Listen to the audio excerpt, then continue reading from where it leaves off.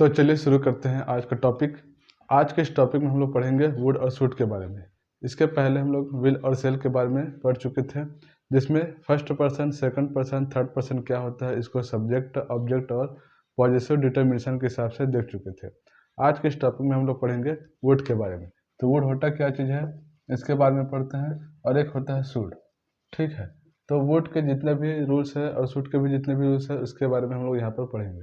तो चलिए would say start करते हैं। वुड का मतलब होता है कि कोई चीज़ रहा होगी या रही होगी, रहा होगी या रही होगी, इसके बारे में अपन अगर पढ़ रहे हैं, मतलब कोई पास्ट का कोई चीज़ अगर उसी समय हो रहा होगा तो उसको बोलते हैं वुड, ठीक है। जैसे कि रूल नंबर 1 क्या बोलता है कि एक चीज़ होना चाहिए कि कोई वाक्य जो है पास्ट का रूटीन होना जरूरी है। पास्ट का रूटीन होना बहुत ज़रूरी है, मतलब कोई चीज़ें पास्ट के रूटीन में हो रही होगी तो उसमें हम लोग वुड का प्रयोग कर सकते हैं। वुड का प्रयोग कर सकते हैं, पास्ट के रूटीन में अपन वुड का प्रयोग कर सकते हैं। लेकिन इसके लिए भी एक कंडीशन है। कंडीशन ये है कि वाक्य जो है, जो सेंटेंस है वो पास्ट से स्टार्ट होना चाहिए। वाक्य जो है पास्ट से स्टार्ट होना चाहिए। और दूसरी चीज़ है कि यह स्टेटिव नहीं होना चाहिए। स्टेटिव का मतलब कि यह जो है अवस्था में ना हो या कोई स्थिर अवस्था में ना हो, तब की स्थिति में अपन वुड का प्रयोग कर सकते हैं। पहला रूल क्या देखें कि यह पास्ट का रूटीन होना चाहिए और वाक्य जो है पास्ट से स्टार्ट होना चाहिए। और दूसरी चीज़ है कि यह स्टेटिव नहीं होनी चाहिए। मतलब एग्जाम्पल देख लेते हैं कि when I was a kid, when I was a kid, जब मैं बच्चा था तब मैं I would go to school by bus, ठीक है। तो यहाँ पर क्या बोला जा रहा है कि वाक्य जो है पास्ट से स्टार्ट हो रहा है, पहली चीज। दूसरी चीज है कि यहाँ जो है पास्ट में कुछ चीजें गतिशील अवस्था में है, मतलब स्टेटिव नहीं है, ठीक है। तो इस दोनों कंडीशन में अपन वुड का प्रयोग कर सकते हैं। तो ये हो जाएगा रूल नंबर 1। रूल नंबर 2 क्या बोलता है? रूल नंबर 2 क्या बोलता है कि अगर वुड का प्रयोग हम लोग किस तरीके से कर सकते हैं। पहली चीज है प्रेफरेंस, प्रेफरेंस के रूप में कर सकते हैं, मतलब प्राथमिकता चयन के लिए भी कर सकते हैं, या फिर चॉइस करने के लिए भी अपन कर सकते हैं। जैसे आपको कोई चीज़ की चॉइस करना है तब अपन जो है वुड का प्रयोग कर सकते हैं। जैसे कि एग्जाम्पल के रूप में ले सकते हैं कि आई वुड टेक टी, मैं चाय लेना पसंद करूंगा। तो ये एक तरीके से प्रेफरेंस है, ठीक है। तो उसके लिए भी अपन वुड का प्रयोग कर सकते हैं। तो रूल नंबर 2 क्या कहता है कि वुड का जो प्रयोग है वो प्रेफरेंस या चॉइस के लिए कर सकते हैं। दूसरी बात यह है कि अगर वुड का प्रयोग कर रहे हैं और उसमें प्राथमिकता चयन करना है या प्रेफरेंस देना है तो उसमें रेदर देन के साथ रेदर का भी प्रयोग कर सकते हैं या फिर देन का प्रयोग कर सकते हैं, ठीक है। या तो प्राथमिकता चयन में आपको एक के साथ ये नहीं करना है, या तो इसके साथ ये नहीं करना है, या तो फिर दोनों एक साथ कर सकते हैं। तो उसमें आप रेदर देन का प्रयोग करते हैं तो उसमें दो तरीके से कंडीशन आप बता सकते हैं। जैसे कि एग्जाम्पल के लिए आई वुड रेदर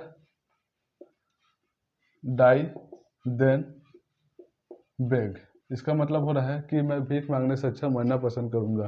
तो यहाँ पर क्या बोला है, वुड के बाद रेदर का प्रयोग किया जा रहा है और रेदर के बाद एक और प्राथमिकता का चयन किया जा रहा है कि मैं भीख मांगने से अच्छा मरना पसंद करूंगा। तो रेदर के बाद देन का प्रयोग कर रहा है और वुड का भी प्रयोग कर रहा है। तो ये प्राथमिकता चयन दो तरीके से कंडीशन को बताने के लिए कर सकते हैं। ये हो जाएगा रूल नंबर 2। रूल नंबर 3 देख लेते हैं। रूल नंबर 3 ये बोलता है कि कोई वाक्य अगर पास्ट से स्टार्ट हो रहा है, कोई वाक्य अगर पास्ट से स्टार्ट हो रहा है तो इसमें विल की जगह अपन क्या कर सकते हैं, वुड का प्रयोग कर सकते हैं, ठीक है। विल की जगह वुड का प्रयोग कर सकते हैं। जैसे कि he hope that he will pass, ये अगर सेंटेंस दिया है। रूल नंबर 3 क्या बोलता है कि अगर कोई वाक्य पास्ट से स्टार्ट हो रहा है तो अपन विल की जगह वुड का प्रयोग कर सकते हैं। तो ही होप दैट, यहाँ तक तो ठीक है कि ये जो पास्ट में है। अब देखते हैं पास्ट से स्टार्ट हो रहा है तो विल की जगह अपन क्या कर सकते हैं, वुड का प्रयोग कर सकते हैं, ठीक है। तो इस तरीके से रूल नंबर 3 देख चुके हैं। अब रूल नंबर 4 देखते हैं।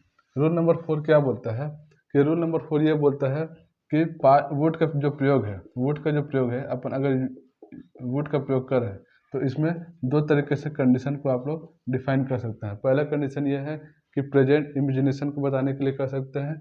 पहला कंडीशन क्या है, प्रेजेंट इमेजिनेशन का रूप में प्रयोग कर सकते हैं। दूसरा जो है पास्ट के कंडीशन को बताने के लिए भी अपन वुड का प्रयोग कर सकते हैं। पास्ट के कंडीशन का मतलब है कि पास्ट में कोई चीज़ हो रही होगी या हुई होगी, उसके बारे में बताने के लिए अपन पास्ट के कंडीशन को बताने के लिए वुड का प्रयोग कर सकते हैं। जैसे कि एग्जाम्पल के लिए अपन अगर प्रेजेंट इमेजिनेशन की बात करते हैं तब किसी से वुड का प्रयोग कैसे करेंगे। जैसे कि if I were a bird, अगर मैं चिड़िया होता, मतलब पास्ट में कोई चीज़ सोच रही होगी और उसको प्रेजेंट में इमेजिनेशन कर रहा होगा। जैसे कि if I were a bird, तो I would fly in the sky, तो मैं आज आकाश में उड़ सकती थी, फ्लाई इन द स्काई। तो इस तरीके से अपन क्या बोल रहे हैं कि प्रेजेंट के इमेजिनेशन के लिए वुड का प्रयोग कर सकते हैं। क्या बोला जा रहा है वाक्य में कि इफ का जो वुड का जो प्रयोग हो जाएगा वो प्रेजेंट इमेजिनेशन के लिए कर सकते हैं, ठीक है।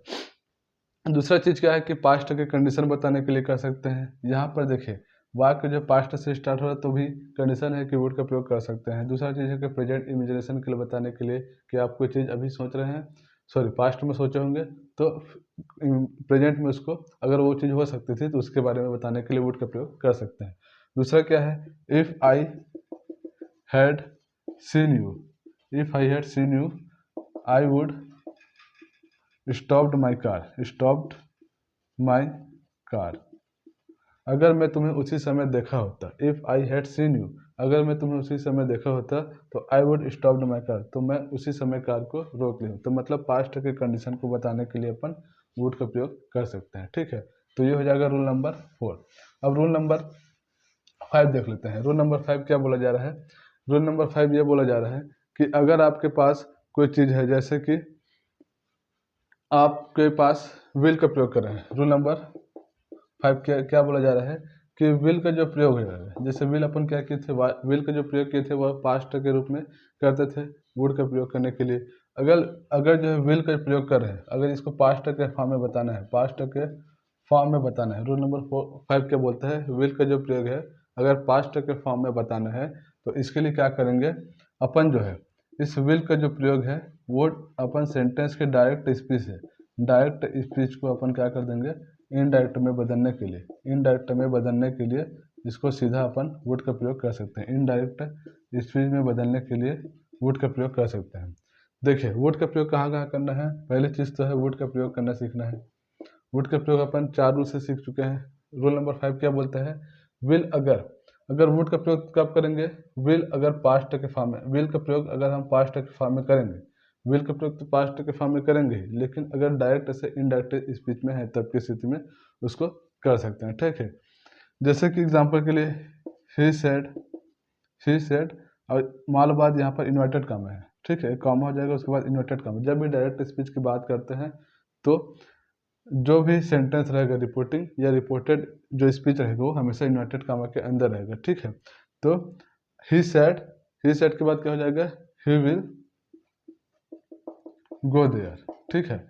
अब देखिए यहाँ पर क्या बोला जा रहा है, he said he will go there. अब यहाँ पर विल का प्रयोग करना है जो कि डायरेक्ट स्पीच में है। अब इस जो विल जो है पास्ट के फॉर्म में बताना है तो ये क्या हो जाएगा, he said that he would go there, ठीक है।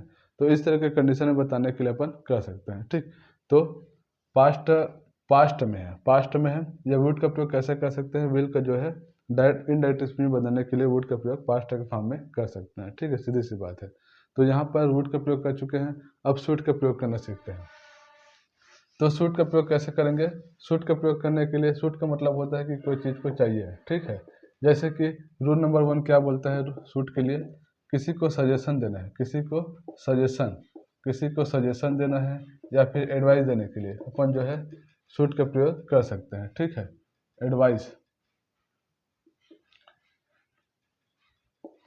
किसी को एडवाइस देने के लिए या सजेशन देने के लिए अपन शूड का प्रयोग कर सकते हैं। जैसे कि यू शुड